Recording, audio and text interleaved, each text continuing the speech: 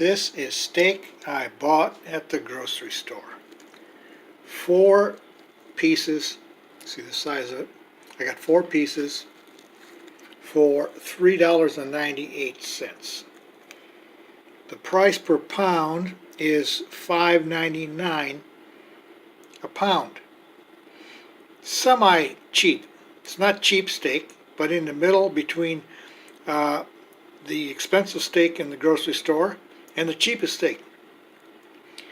But what makes cheap steak? The meat is the same. What makes it cheap then? Or what makes it expensive? It's the sinews, the muscle part that you can't chew. When the steak has a lot of that in it, it's particular cuts.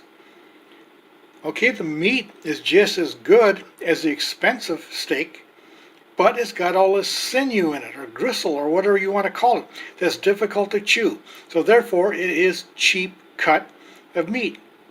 That doesn't bother me, because what I do is I cook this steak, cheap or semi-cheap steak, I cook it until the sinews are soft.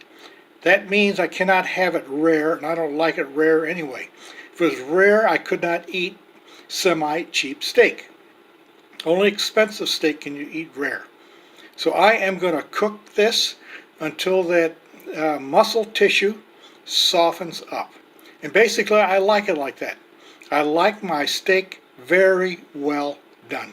So I can take a cheap cut of steak and make it taste just as good as an expensive cut of steak by cooking it long enough to where the sinews, the muscle tissue, is softened.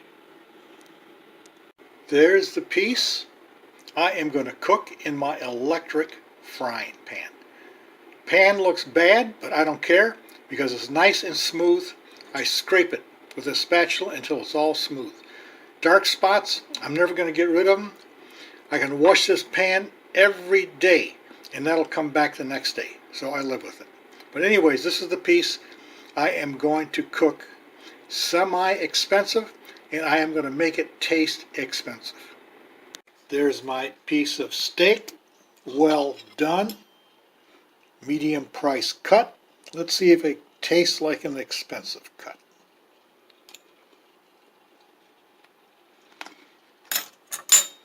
Chewy, with no sinew. Excellent.